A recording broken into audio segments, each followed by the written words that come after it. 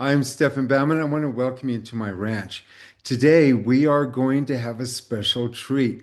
I'm going to demonstrate for you step by step what it would be like if you actually took a workshop here at the ranch and we're going to complete a painting almost finished in about 2 hours.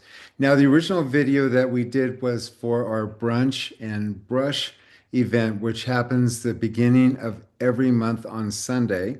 And if you'd like to be part of that, you can go to my website, stefanbaumann.com, and a pop-up window will pop up and it will ask you if you would like to get a free book. When you register for the free book, it's about 85 pages.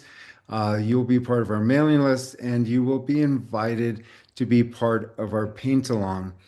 Also, you're going to feel what it's like, what we can actually do in 2 hours, but I did edit it down to just an hour so that it moves along a little bit easier. And there will be a couple breaks where I will actually invite you to our workshop or even introduce you to my book. So there's a lot in this video. There's a lot of interesting topics. There's a lot of things from our book, our keys, and primarily you'll be introduced to temperatures, which is the biggest secret that there is out there. You know, a lot of you are searching for what is the secret of art? Well, the secret of art, and I can say this after 40 years, is temperature. So you will be introduced into the world of temperature, and you will see when you master temperature, you can master painting a lot easier. So sit back and relax, and I'll meet you on the other side. Mary, she was the one who wrote this wonderful book. Some of you are actually in this brunch, don't have this book. And a lot of you are thinking, oh, I don't really need the book. I watch all of his videos. There is 400 pages of information. There's stuff in here that I didn't even know that I knew.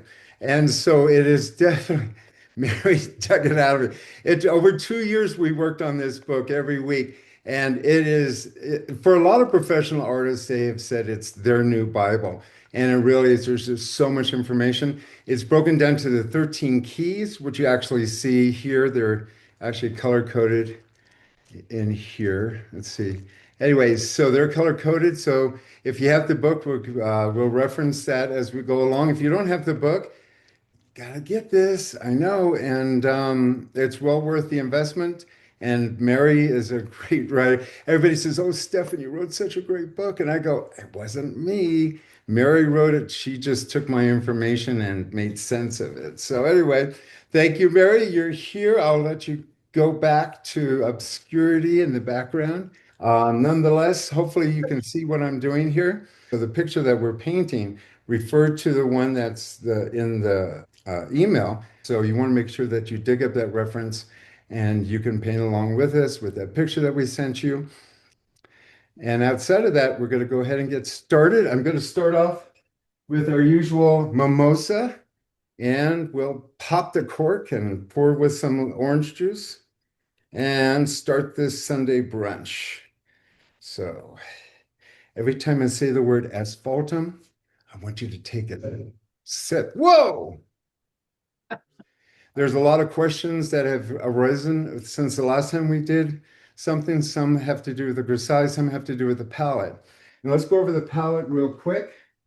I've got, oh, I've got asphaltum on my palette. Asphaltum.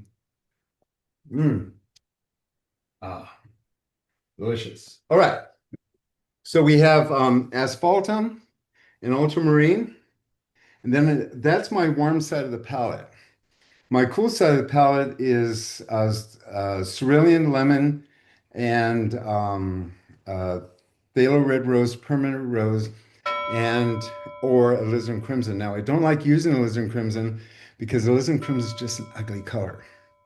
The magenta or phthalo red rose, it's a lot easier to mix up. When you add white to it, it still stays wonderful. Alizarin crimson just gets dead, so we don't want to use that. As you can see, I'm mainly using just two warm colors here.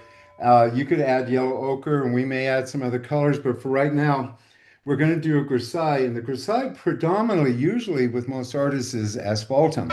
I usually use asphaltum and ultramarine as my grisaille because I like to go back and forth between the black and the brown.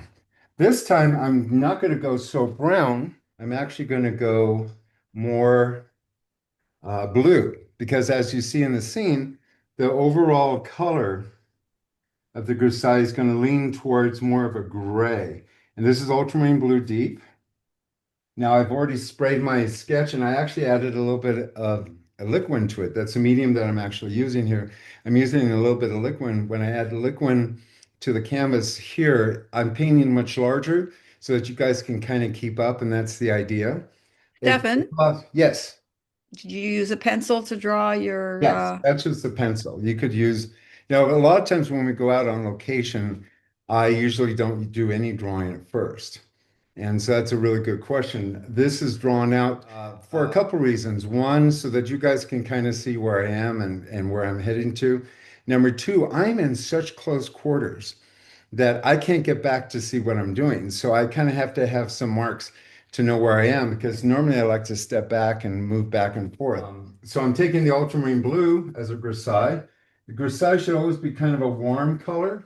So I'm very thinly putting this, we're putting in the darks first. The scene that I'm painting is actually a scene that is on our ranch. Down below, you actually see that's where the arena is. On to the right, there's a little building that's actually the tack room. If you follow this road down, is actually where our campfire is. So if you ever come to our ranch to do a workshop, which I highly advise, we do twice a year, this would be one of the scenes. I wanted to recreate the feeling of what it's like to actually be here on the ranch doing a workshop. So I chose a different scene this time, and then next time hopefully we can get outside and do it. Don't be overly amazed and amused at what I do. I'm trying my best. I'm trying to tell you the process that I would do. This actually was a scene that some of my students painted on location. And when we were out there painting, they had this problem of doing that backlighting. If you look at the picture, that beautiful backlight with all of this silhouette on there. So I thought this would be really a good painting to do this time. And since we're going into fall, all of these colors, if you can imagine for our workshop, all of these colors turn into orange. We have wonderful, wonderful fall colors here. We're going to lean, normally I lean towards brown. This time we're going to lean towards the blue. And I'm going to start putting in the base colors for my trees here. So we're actually drawing. Now, if I were on location on my own, I would probably not have a pencil drawing and I would be putting these on directly. Now, these are not brownish. They're actually supposed to be a little bit on the blue side. Usually the default color of shadow is going to be between this bluish color that we have here and or brown and asphaltum. It's usually like in between. And so everything in a painting goes towards a shadow, And a shadow is always warm and it always is the base color. So even when you're painting a color, you can only see the transition color, which is the local color, the color of the object. You only see that just between the highlights and shadows. Most of the highlights are in between in the middle. And a lot of people ask me this week, about how to lay out my palette. And I've got the whites up in here. That's to create all the different values. Notice I'm not using any of those. I'm using actually like a watercolor. I'm using the base color as my white. Then I'm using this large part here for my local colors will actually be made up of transition colors, will be the cool colors transitioning in with my warm colors. And you'll see how that works. But even as of yesterday in our Patreon, we had students that sat there and said, "Oh no, shadows are cool." It's like, no, they're not. They're warm. Okay. Perspective is everything. I want you to kind of see that the center of my painting or the composition, the center of the area of light, if you look at your picture, is in this center part of the painting. It's not over here and not over there. Now, if I cut this painting in half, you'll notice that just to the right of half is where I want my center focal point. As I get a little bit darker, I use less medium. I'm still leaning towards the blue, and I'm going to start laying in my foliage here. And this is kind of how my sketch would actually look like on location. Very loose. And as we work around this whole thing here, you're going to start realizing that we're not going to commit to anything until towards towards the end, but it's all about lights and shadows.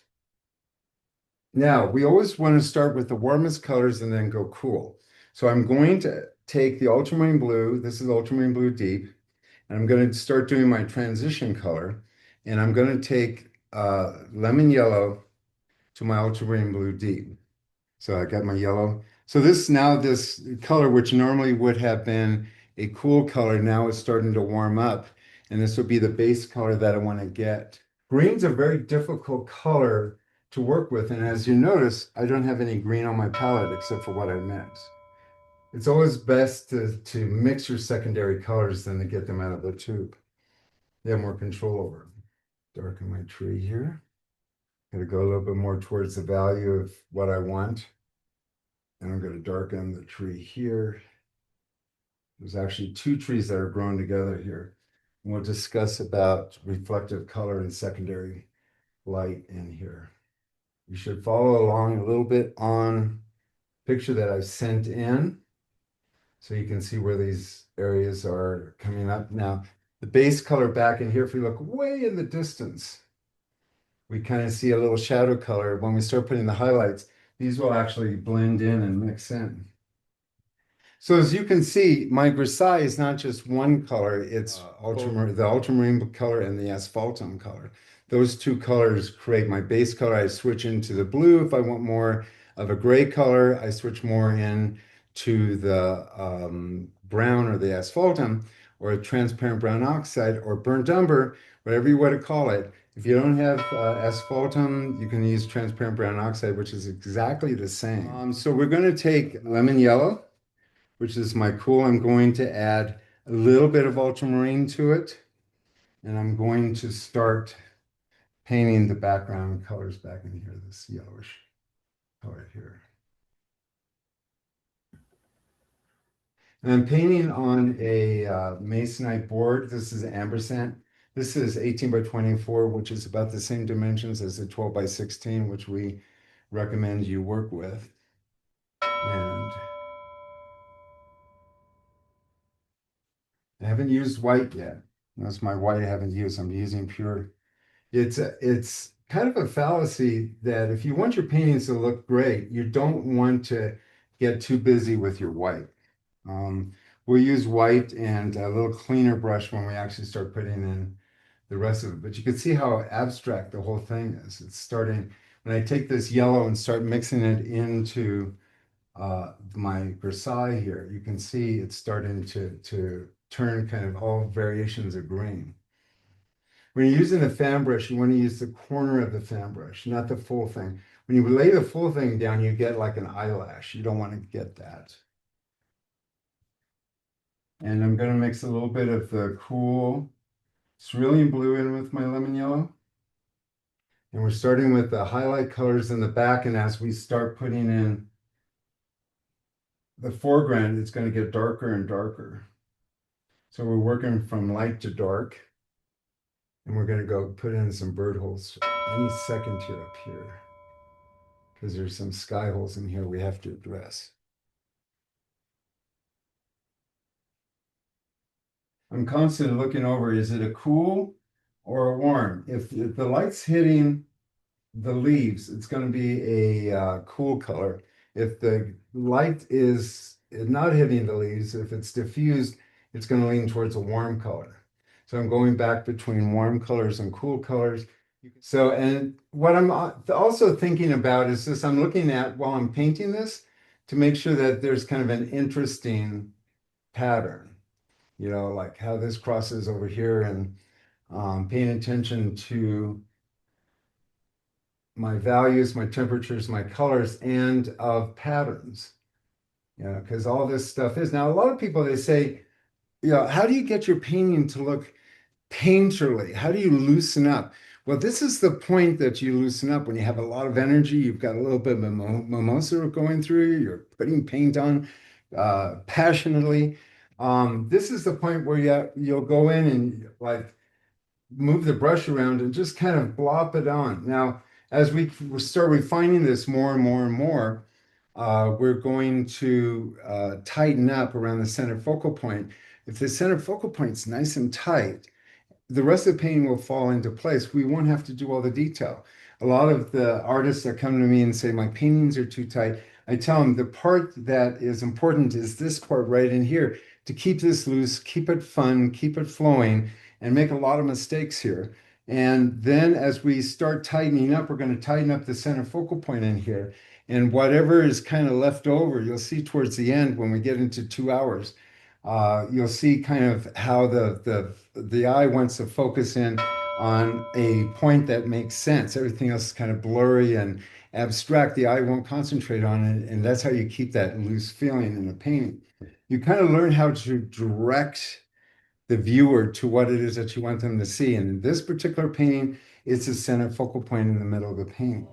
I'm Stefan Baumann, and I would love to introduce you to a new book that I just wrote on plein air painting. After 40 years, I finally sat down with one of the best authors that I could possibly imagine for this project and put together everything I know about painting outdoors. And this isn't just an outdoor painting book. No, these are techniques that you can bring into the studio, and they apply to watercolors, acrylics, gouache, and oil. You will be amazed at what you will learn with every turn of the page, every paragraph. We have worked through my videos, my information, my books, my blogs, and brought it all together. And over 2 years of editing, we brought it down to just the facts. This painting book has over 400 pages and almost 500 illustrations. If you see my videos and if you read my blog and you follow me on YouTube, you know that there's a lot of information. There's a lot of things you don't know that you don't know. I'm amazed at the quality of this book, the pages. It's a field guide. It's a book that you would take outdoors with you and paint on location. It's been organized so you could find your way through my keys. This book explains 40 years of teaching and knowledge one-on-one. All the information that I possibly know about painting is in this book. So run, don't walk, and order this book today. Get this book. It's awesome. There's just a lot of green now. Green is one of the hardest colors to kind of control. In fact, when I was younger, I went outdoors to go paint, and I came home with a painting that was dubbed The Bad Dream in Green. And it was absolutely horrible. In fact, it was so bad. I was 11 at the time. And I was doing a plein air painting class. I wasn't teaching, I was one of the students. But it interfered with my bowling, so I was a little upset. And that story is actually in the book. I had started working with green, and the teacher was asleep at the wheel and didn't take me serious, and it was horrible. My mom actually said, I will never pay for an art class again. So, needless to say, that wasn't true. It was a good thing, otherwise I wouldn't be here. But green's really difficult. The secret behind painting greens, though, is don't buy them. Don't have them in a tube. Even Viridian green, you can get lemon yellow and cerulean, but you can get Viridian, and we're going to have a lot of Viridian greens in this painting. So it's a matter of mixing your yellow with ultramarine, your yellow with cerulean, your yellow with asphaltum, which actually, if you notice in my warm colors, I've got a cool blue and a warm blue and a cool red and a cool yellow. And they go, well, what about a warm red and a warm yellow? The thing is, brown is made up of red, a warm red, and a warm yellow. And so we actually have all three colors in there. And in nature, you don't see a lot of red just floating around. Best to kind of create that as you go. Seldom will I reach down for some of these colors, but we'll see when the time is right. Now, I've broken this up to give the feeling of what it's like to be outdoors and painting at the ranch. This is, like I said, one of the scenes at the ranch, but I also broke this whole workshop down for us in a 2-hour segment. The reason why I did that is I want you to know how long 2 hours actually is. So people think, oh, how can you paint a painting in such a short period of time? It's because, you kind of realize that 2 hours isn't really such a short period of time. The one thing that happens when you're painting outdoors is that every 7 minutes, the light changes. And if you study Monet and his haystacks, he's studied this very carefully. So every 7 minutes, the light changes. If you read in the book, about perpendicular lighting effects, and you watch some of my videos on that, you'll realize that if you master the techniques that I teach, the cool highlights, the warm shadows, and the perpendicular lights, the way the light hits, the light can just change all afternoon, and you'll be able to put the lighting in just where you need it. So there's a method to this after all. It took me years and years to master this, and I get so many students that are professional painters, and they don't even know some of this simple basic stuff. So the great thing is that as long as I'm working in shadows and in between color, I can pick up my warm color and just kind of smush it in. It's just all a little smushy here, a little smushy there. There's a lot of different values and temperatures. Refer to the picture that I sent you, and you can see where I'm kind of heading to.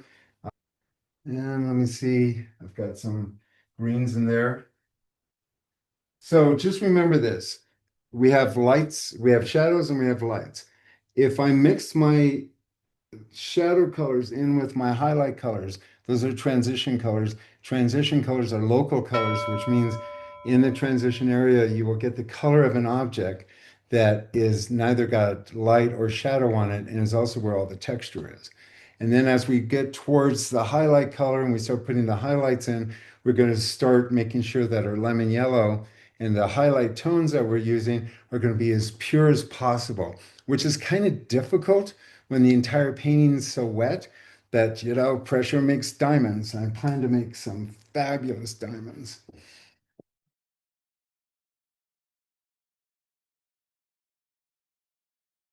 Now we have a workshop in Vegas next week. Those of you who want to go and do this on location for real, or at the beginning of next month, we have a workshop in Mount Shasta. And if you guys want to kind of come up here and actually paint these scenes in person, then by all means, you're welcome to show up. Just give me a call and we'll get you registered and signed up for that. I'm Stefan Baumann, and this is the last day of our workshop here in Nevada, Southern Nevada, actually. And we're painting the Valley of Fire, which is absolutely amazing. But we're coming up here, there's artists all around us. As you can see, we're gonna go walk up and see what he's doing and see whether or not he's having a good time right now. Hello, artist, how are you? Hello, Stefan. Who are you? My name's Kevin. Kevin what? Kevin Jones. Kevin Jones. That's a name you need to remember because he's just on fire. What are you planning on doing after you leave here? Painting some more. It's so exciting. Every stop is a beautiful new adventure. So, yeah, I'm looking forward to You're spending going to the go rest to of my the day. next workshop in a couple of weeks. Absolutely. I'm going for a small road trip in between workshops, headed through California on the backbone up 395. Unbelievable. And, yeah. Going just can't wait. Yosemite and Lake Tahoe, and then Yeah, doing and then some painting. he's going to do my next workshop, which is just fabulous. So, how are you enjoying this? Oh, it's a blast. Yeah, I can't Are wait you to get to do- surprised at the scenery here in Southern Nevada? Yes, the colors especially. If you come through the wrong time of the day, it kind of looks flat and brown. But Yeah. in the sunlight in the early morning and late evenings, it's phenomenal. It's a phenomenal display. And to try to capture it is such a challenge. Learning how to do it is one of the most fun Are things. you learning something? Absolutely. Yeah. It's this craziest thing. You're having fun, and you realize slowly you're getting better. So, yeah, learning a lot. And Do you having a see blast. yourself doing this like the rest of your life? I don't see myself being able to stop. Ah, it's a good. I was a little afraid there where you're going to go, actually, no, I'm not doing this anymore. No, but actually, it's actually wonderful. It's that. And you haven't been doing this a long time either. No, under a year. I was very, very hesitant to make that first call. And I'm so What was the glad. first call? The first call was to dial Stefan Baumann's phone number. It's not a commercial for me, I assure you. It's just what Sure. happened. But to call up and say, hey, I want to do this. I'm interested in this, but I need some help, And it's not going to be a lot of exercises and No color wheels, no tones, no drawing stuff.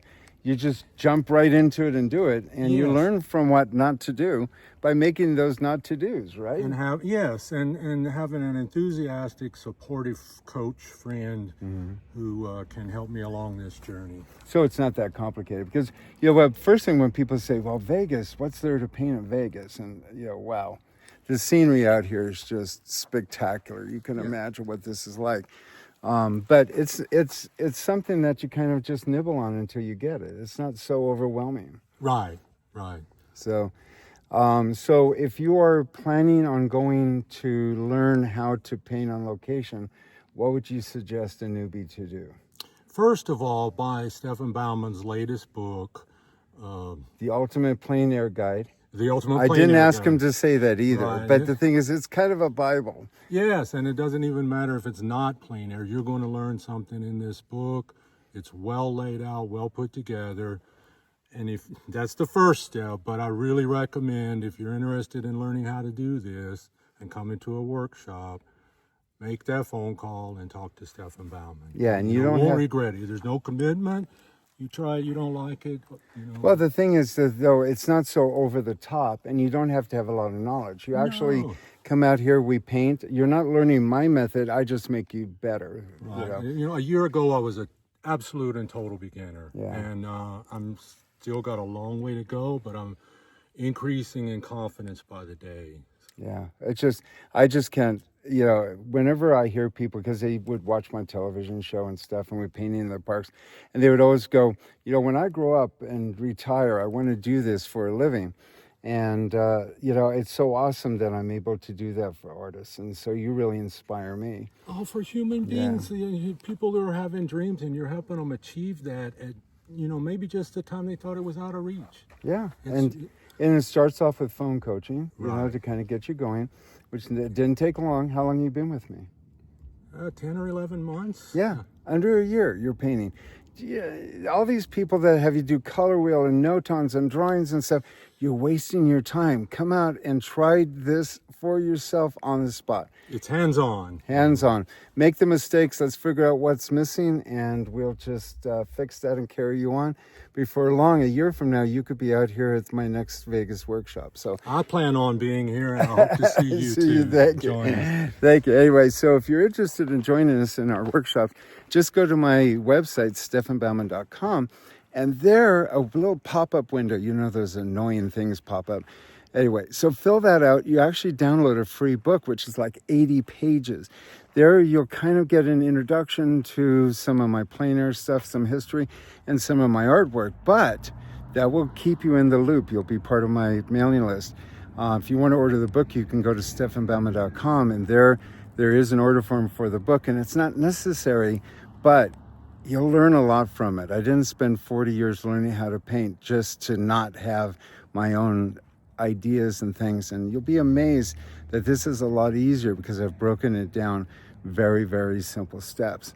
And then who knows, you'll get information about my workshops in Mount Shasta or in Vegas or wherever else I plan to do, and you'll become an artist and you get to travel and paint. What better life could that possibly be? So get on my website, stefanbaumann.com, or just give me a call at 415-606-9074. My students know that I answer all of my phone calls myself. There's no secretary. You will be directly dispatched to my ear, and I'll ask you, so what were you thinking? You go, I want to try one of those workshops. And I'll say, I'll register you right now. That easy. It's fun. So anyway, if you get a chance, go to my website, find out more information. Until then, keep your brushes wet, and always remember, what doesn't kill you makes you stronger. Except bears. Bears will kill you. Bye-bye. All right. So I put in the base of my road here. I believe my road actually comes down into here. I'm putting in the shadow colors. Now this is where you notice I'm putting the shadow colors in for my rocks. Notice these loose brush strokes. So, and I showed this last time, we put in some loose foreground strokes, and this is the way you should hold a brush. Is this way in your hands, like you do a toothbrush. It kind of releases the right side of the brain, which is more creative than your left side. If you ever read the book Drawing on the Right Side of the Brain, Also, how you hold this brush makes a big difference. So putting in the paint in loose brush strokes like this. But since I'm so close to it, I'm switching back and forth in here. So, but a lot of these brush strokes will actually be at the end when we're done. And that's how you keep your painting really loose. Now, these oak trees have this wonderful dark. So I'm just adding more asphaltum. The more asphaltum I add to my ultramarine, the browner and darker it actually becomes. When you start putting the trees back in, it starts making order of all this. So we got those trees back in. I'm going to start putting in the bird holes. The bird holes are sky holes. They're actually cool. I'm going to go to my cool color, which is the cerulean here. Over here, make sure it's in the cool area. Look at, I've used just very little white so far. But I'm going to go, that's why I have 3 dabs of white. I want to make sure I go into a nice clean area of white. And I'm going to start putting the bird holes in on top of this. Now, it's very difficult to put cool color on top of warm color on top of wet paint. So wish me luck. But I'm going to see if I can. All right, so I've been looking at this main tree here. And this main tree that comes up here, I've got some. So there is what we call a bird hole. I'm going to clean my brush again. Pick up the same color. And I'm going to put in another bird hole. And I've left an opening there for the branch.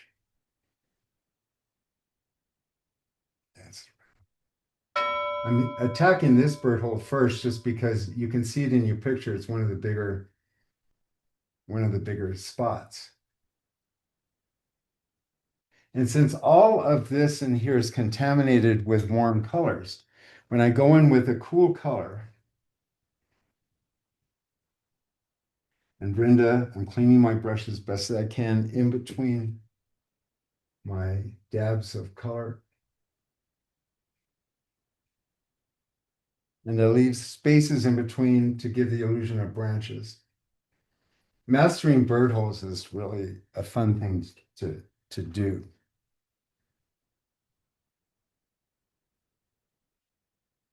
And it's always the best way to do trees. Instead of a lot of people, what they do is they end up painting the whole background with blue, and then they put the bird holes in on when they put in the greenery.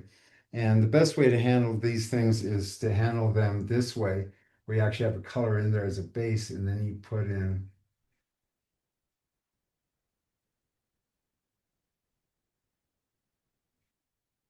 But part of plein air painting is memorization. It's part of our book too. So to look over at something, I have to memorize it and then put it here.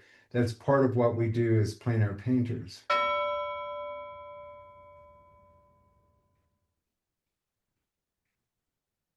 You can see there's some branches coming off of that now. Same thing in here. And again, it's because I'm using the cool blues on top of the warm blues that these pop. If you can't get the bird holes to pop, it's because you're using ultramarine blue for sky instead of cerulean. The temperatures are the biggest secret you'll ever know about painting.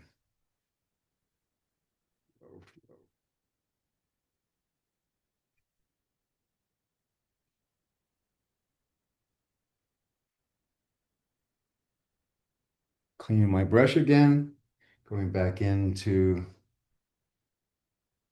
my cool color. Now, according to Carlson's Guide to Landscape Painting, when we're painting a sky, if the bird holes are bigger or the sky itself, it's going to be one step cooler than these bird holes. The bird holes will actually be just a tad warmer in value and or just darker in value. I wouldn't make them warm because I don't want to have any of that color fighting with the leaves and stuff that I'm putting in. We have a question. Yes. Why wouldn't you do the grisaille in acrylic so that the colors don't mix with the grisaille? Great questions. First thing, I hate acrylic paints.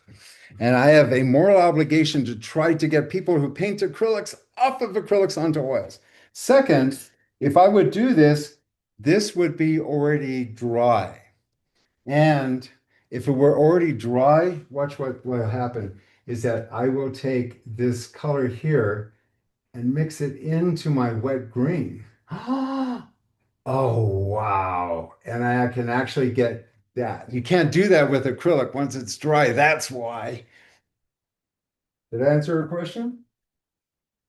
Yes, and I'll add to it. And so he can blend with his base color or first colors he's put on and create softer edges and transitions.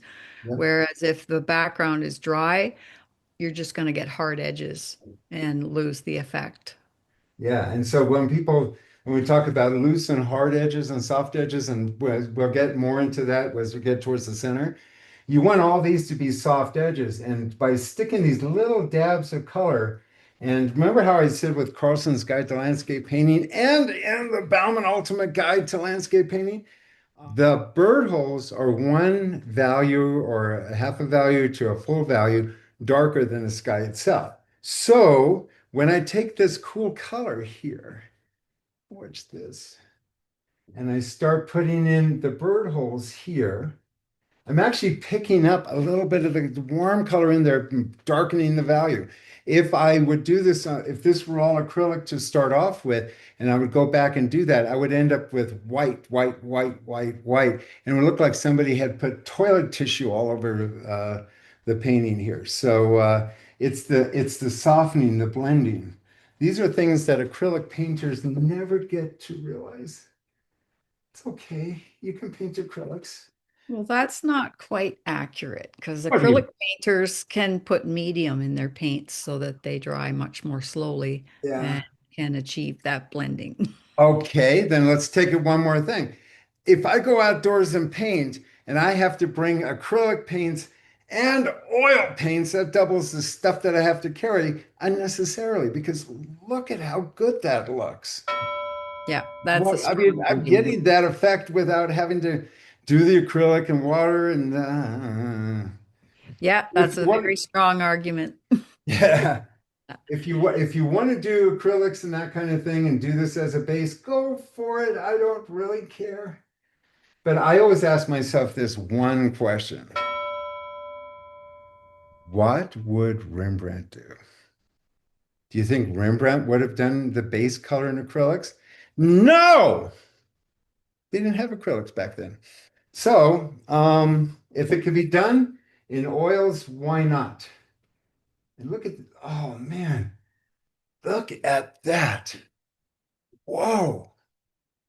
And I Yep. can do that without getting mud because I'm working with temperatures, warm and cool.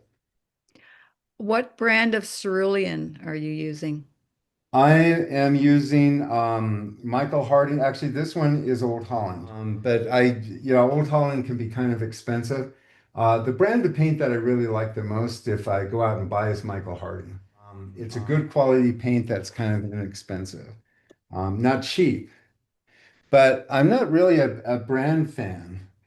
Um, if I have taught for so many years with so many artists, and I've had the worst products possible, and it doesn't really matter. It's not the brand of paint, it's not the brushes you buy, it's the brain you have. That's what's crucial.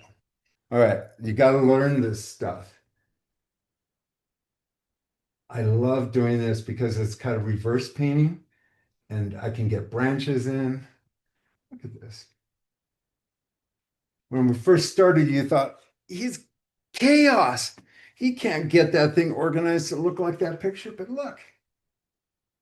Now we call them bird holes because birds have to fly through the forest. So we have to have air that goes through. If you don't put in proper amount of bird holes, you got to put a bunch of dead birds laying down here. We have a question. Yes, Do you bring the sky color down into the foreground? down here. Yes. Because sky color is a luminous color. So the sky is illuminating and it's actually highlighting everything. And this is where artists kind of get shadows wrong because they look at shadows down there and they go, oh, no, no, no, no, shadows are cool. Shadows are cool. The shadows are not cool, they're warm. If you see cool color in a shadow, it's because the secondary light, the atmosphere light, this is atmosphere. That's cool. It's induced with light. It's beautiful. Well, that secondary light is so strong that it goes on top of the shadows, causing the shadows to appear cool, but we're actually seeing light on a shadow, and light is always cool. So when we start putting cool colors down below, which we'll actually do, that's a secondary light. Light is cool going on top of a warm shadow. Ultimately, So further to the sky color down to the foreground, Basil comments, so mud results when I try the sky color on shadow. Should I then wait until it's dry? well, for most of you, you're going to experience mud because you haven't done this. Now, the secret to really great painting is an entire garage full of crap. And in that process, you're going to figure out how to lay color on top of color. And that's kind of a master skill that you will develop. But if it gets really bad, you can take a paper towel and you can wipe these areas off. So if it's getting kind of muddy, you can kind of wipe these off. In fact, that's kind of a cool, oh, whoa, I like that. So you can wipe this off down too if you're worried about getting cool colors on top of warm colors and getting muddy. And this is another advantage to using oil on oil rather than oil on acrylic. Yeah, because once acrylics, you'll have to repaint it. And what I'm going to do now is I'm actually going to lightly take my green color, which is still wet now, which I put in originally. I'm going to push that up into my light color. Using just the corner of the fan brush, I'm just going to break up this. I'm going to go back up to where my sky holes are. Again, I'm taking the green, which is still wet, and I'm kind of dragging those around my bird holes. Okay, so one of the secrets to painting outdoors and getting your paintings to look loose is don't wait till the very end to do your center focal point. So the area of light that's in the middle of the painting, which is over here, that is my area of central focal point. I'm going to try to start nailing that now and paying attention to that so that if I can get the center focal point to be really detailed, then a lot of this stuff that's on the outside won't need as much work. Makes the painting feel a little bit looser and a little bit more spontaneous. But lemon yellow and white, again, kind of a cool color. I'm going to get it to the back of the road here. Flatten this out a little bit. So we have a question, and I wasn't paying attention when you were painting the rocks. Did you use the fan brush when you were painting the rocks?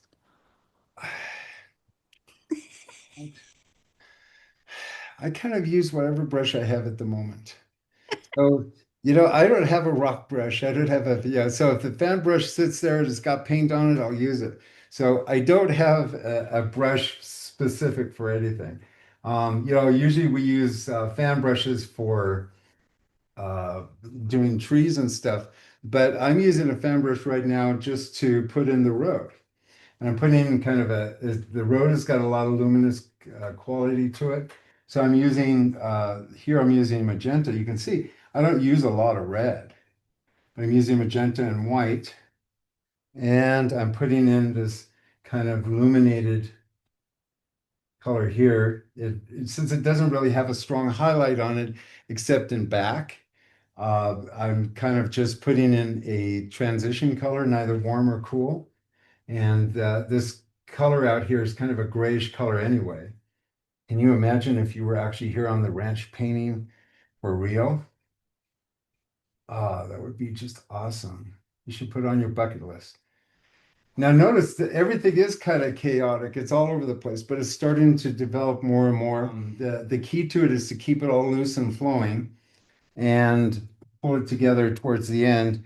It's going to come together once I give a focal point, and that's one of the crucial things in doing paintings and getting a focal point is determining your focal point and then develop that area. You develop the center focal point area, and that will pull it all together. The eye always wants to go to the area that is that is refined or has hard edges, has the brightest lights, the biggest contrast. That's what attracts us. And when we bring the viewer to the center of the area, the center focal point, that attracts us and brings us up to that point, then the rest of the painting can kind of fall into this chaos. And you'll see that a lot of the stuff that we'll do at the end is actually what was actually here at the beginning. So it's really crucial to keep the painting loose. And even if you're out there on location, be wary of commitment. I noticed when you pulled the edge of the road down into the right-hand corner, you soften the edges so that the viewer, if you end up leaving it as it is, the viewer isn't drawn away from the painting out of Yeah. that corner. Yeah, and what I would actually do is I would even darken this in here because I don't want the viewer to go into this corner over here. And I want to be very conscious as I work is that this corner be different than this corner, and this corner be different than this corner be different than this corner. So as I'm working, I'm going to try to make all four corners different. Okay, again, I'm blending. I'm kind of giving the feeling of rocks. Same thing over here, kind of feeling of rocks. I'm going to be putting in more substantial rocks. In this far corner, if you look far in the far deep corner over here, you're going to actually see in the shadows of all these rocks in here, you're going to see actually what the default color of shadow is. And it's a dark color. We're going to go back in and put rocks in on top of this. But in here that we will kind of put in, and since we're working with a lot of transition colors right now, kind of smudge and blur them in. The viewer is not going to ask for any resolve on any of this stuff because you're going to keep the viewer in where the detail is. So I'm putting in just kind of these, they're kind of like little footnotes of where rocks go. I'm going to go back in and put the tops in on those rocks, and then all of a sudden with a few brush strokes, they will look like rocks. And people go, how do you paint rocks so that they don't look like potatoes? And we'll get to that in a sec. It really is about putting in a lot of this center halftone transition color. That's all this color that I'm putting in is all transition. It's all base color for highlights to go in on top. When I'm actually looking at the painting for big values, I'm not squinting so much, but when I'm doing started putting in commitment, the details in here, I'm going to be squinting more and more. This is the center focal point. This is the money shot. This is where everything is happening in the middle of the painting. It's got to be crucial and clean and bright and light. And like I said, this is almost abstract. The thing that pulls it all together are actually the tree trunks that are silhouetted on this. This light carries across the hillside over here. We're not going to put our tack run in. It's just too little. It's not going to add anything to the painting. But we have all these elements on the property that are interesting things to paint. So when you come onto the ranch, we've got several buildings, we've got a big barn, we've got horses. There's a comment that it looks like a Monet at this point.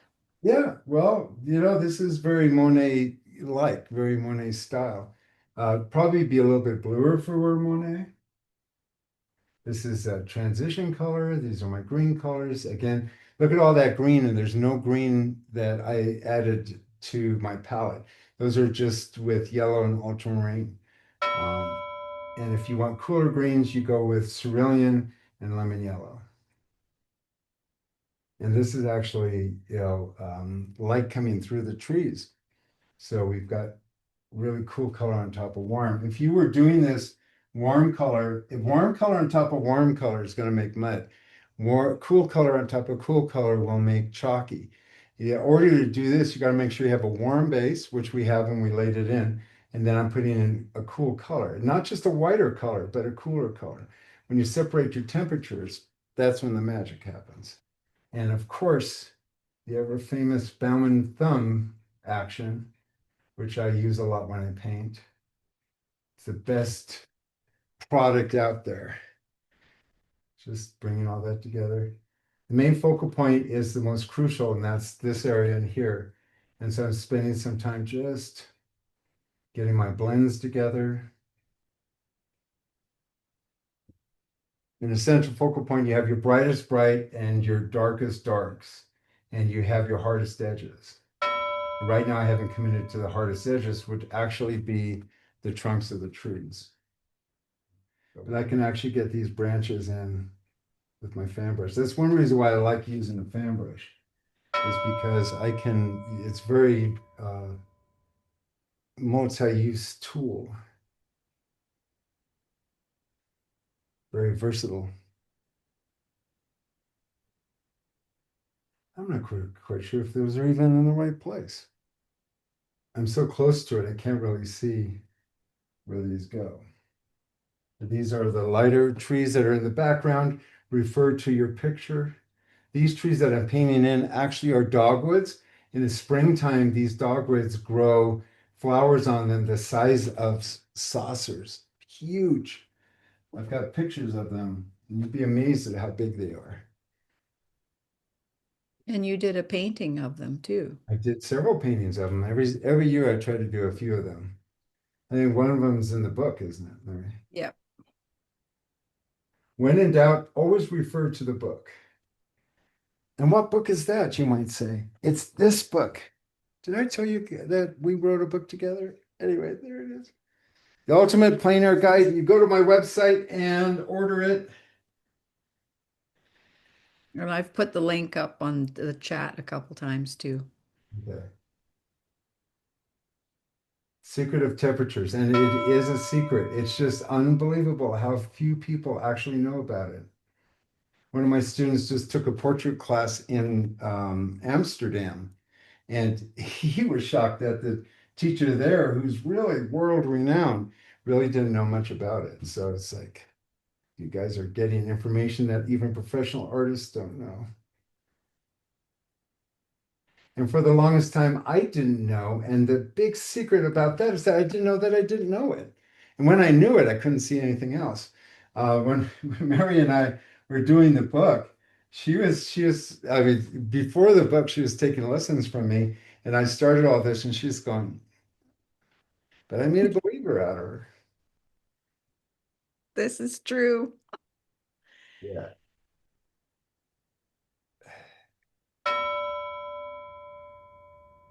See, in the next 5 years, people are going to be talking about this whole temperature thing, and they're going to go, highlights are cool, shadows are warm, and they're going to try to impress you, and you're going to go, that's so 2025. We're so further ahead than that.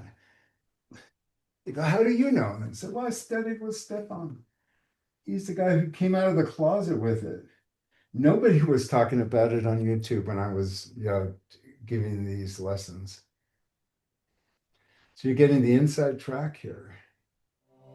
I'm Stefan Baumann, and I would love to introduce you to a new book that I just wrote on plein air painting. After 40 years, I finally sat down with one of the best authors that I could possibly imagine for this project and put together everything I know about painting outdoors. And this isn't just an outdoor painting book. No, these are techniques that you can bring into the studio, and they apply to watercolors, acrylics, gouache, and oil. You will be amazed at what you will learn with every turn of the page, every paragraph. We have worked through my videos, my information, my books, my blogs, and brought it all together.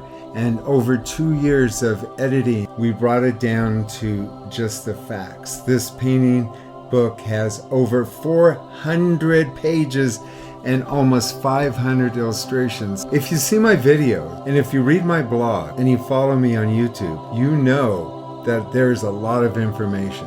There's a lot of things you don't know that you don't know. I'm amazed at the quality of this book, the pages. It's a field guide. It's a book that you would take outdoors with you and paint on location. It's been organized so you could find your way through my keys. This book explains 40 years of teaching and knowledge one-on-one. All the information that I possibly know about painting is in this book. So run, don't walk, and order this book today. Get this book. It's awesome. I'm actually relying on the fact that the underneath part is wet. And as I put in this cool color on top of the wet in the background, it's showing up as being illuminated light on top of a warm shadow. Now, one thing that you want to think about when you're doing paintings is that it's okay to have something in the foreground go out of the picture, but it's not good to have something from out of the picture coming in. So you don't want to have a branch coming in this way, and this way. You don't want to have stuff coming in from the bottom. We call that a sense of place. And a sense of place is giving the viewer a sense that they're actually planted down on something. They're not floating by on a balloon or anything. Everything can go out, which is what's happening here. That's okay, but you don't want to have things dangling and dangling from the outside back in again. So I'm going to take my asphaltum in ultramarine, going back to that initial warm color that I started off with doing the grisaille. This foliage again is in this area on this tree. And you can see that that foliage is lighter in value. And since I added white back in here and some lemon yellow, I'm going in with pure asphaltum and ultramarine. And in doing that, I'm mixing into the paint underneath. So I know that the paint underneath is wet. And again, it's hard to do if you're working with acrylic and it's all dried up already. The book is a product of 40 years of painting with students and teachers and different countries and stuff. People say, how come you didn't come out with a book sooner? And I said, well, I didn't know Mary first, because she's the one who stand up and offered. And second, I don't think I had all the information I needed to create something that wasn't uniquely mine. But I'm Stefan Baumann, and I would love to introduce you to a new book that I just wrote on plein air painting.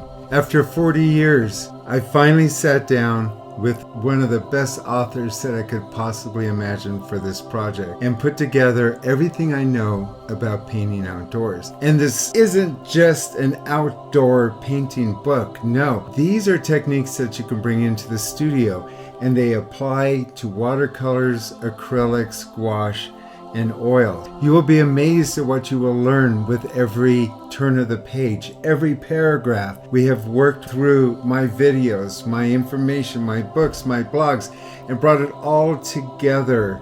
And over 2 years of editing, we brought it down to just the facts. This painting book has over 400 pages and almost 500 illustrations. If you see my videos and if you read my blog and you follow me on YouTube, you know that there's a lot of information.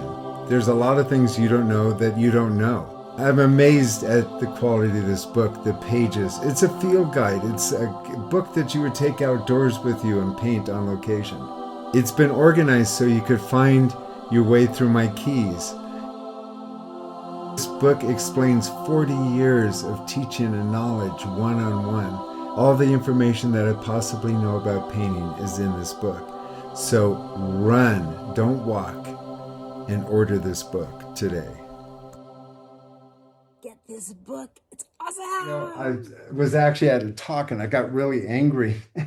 I got so much so that the teacher was sitting there going, oh, oils are deadly, oils are not. And I'm sitting there and I'm biting my tongue. And finally I said, no, they're not. I couldn't stand it anymore. And I said, no, they're not. And these artists who wear gloves and they ridiculous, like, there's no gloves here. I'm 64 years old. I've been painting since I was 12. I haven't gotten any brain disorder, at least none that I've noticed. And I guess I've gotten a fetish for turquoise. Maybe that's part of the problem with it. But seriously, if you look at artists back in history, from the beginning of time, Leonardo da Vinci, Michelangelo, and prior to that, they were working with those artists lived twice as long, if not 3 times longer, than their counterparts that weren't painting at all. And if oil painting was so bad, you would notice these artists, Monet, Manet, Cezanne, all these artists, they died. Well, Van Gogh got shot. So, I mean, that, and then, Manet died of syphilis. So, you're probably going to die of syphilis before you die of lead poisoning. So it's not so deadly. It's just a good way for paint companies to sell you more products. And whenever the paint companies come out with new colors, oh yeah, they're wonderful until you start mixing them into your other colors. As soon as you start taking a special color that you bought because you think, oh, that's my favorite color. And as soon as you touch it into another color, it turns into one of these. So any of those colors that if you're actually going to use them, Any color that they create can be created out of these basic colors. Color is very, very basic. So you're not going to find the answer that you're looking for in a tube of paint, okay? And then we have branches out here. Oh, look, still with a fan brush. The fan brush that I'm using, the brand is Dynasty Gold. Dynasty Gold. Yeah, and it's a synthetic sable brush. And this brush runs like $4. Don't tell the paint companies that. Artists have to be frugal because they spend too much money for supplies, they don't make any profit.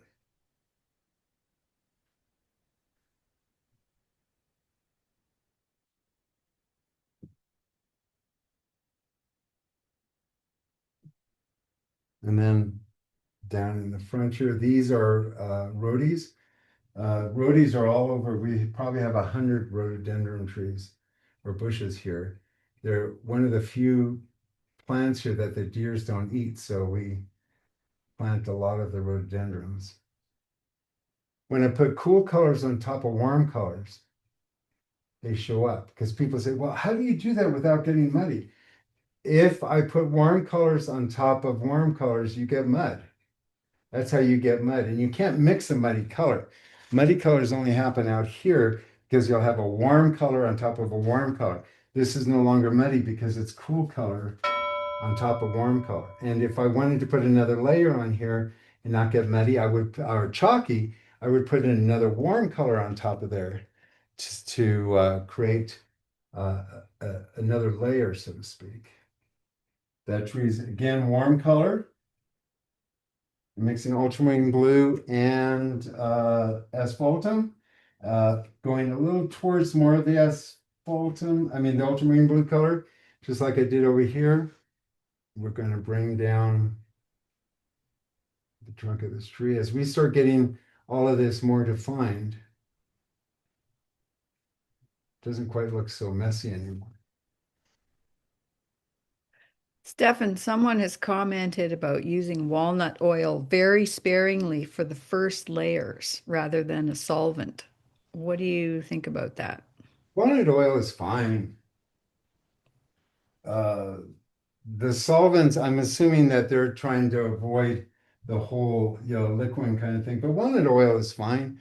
Any drying oil is fine. You can use walnut oil throughout the whole painting if you want.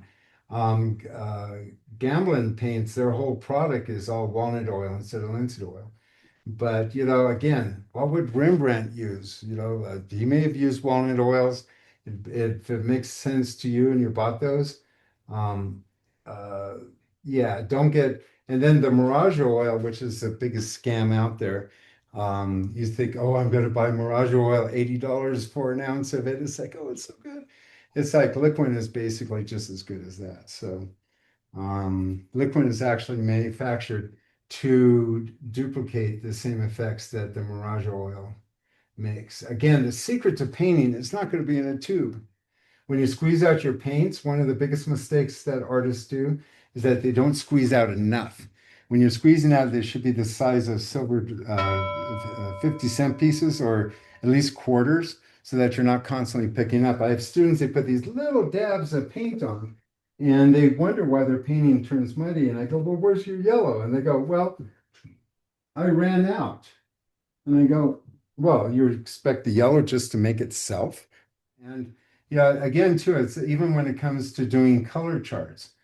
Some artists that go, oh, you gotta have color charts. You gotta do color charts. If you don't do color charts, you're not like a color.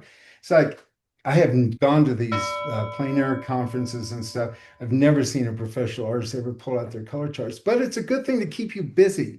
So if your teacher is having you do color charts, it's because they have nothing else to teach. And so it's a good way to kind of keep you busy for 6 months. But, kind of get that. It's red, yellow, and blue. Knowing color charts and stuff, it's just a lot of wasted information and time that you really don't need to waste when you're painting. Let's get to the rocks. All right, I'm going to switch to a flatter brush. Going to mix in my white And basically almost any kind of color that I have here. It's just kind of, I could add a little of this, a little of this, a little of this, white, lots of paint, and I'm going to go in and just do the tops of the rocks, making sure that every angle is different.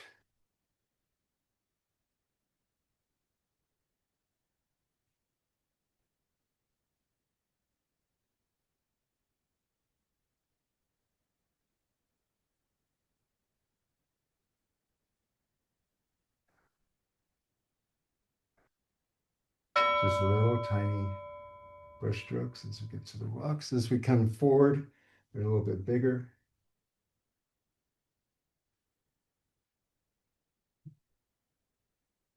I can change the color a little bit.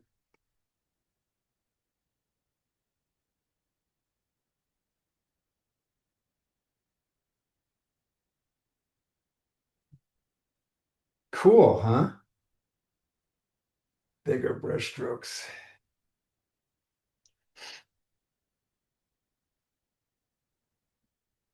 Bigger strokes. And bigger strokes in here.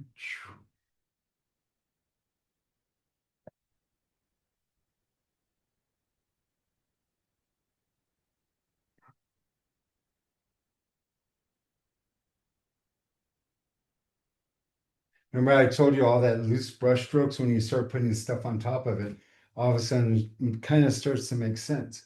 When we have a little bit more time and kind of get a little bit more brownish color, and we can kind of get the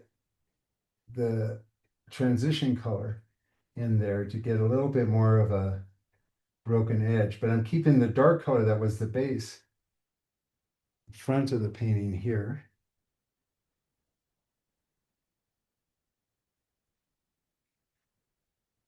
So you can see as we start getting in these harder edges. Do you have any When other- is your next Sunday session? It will be the first Sunday of the month. So I'm going to try to do them the first Sunday of every month.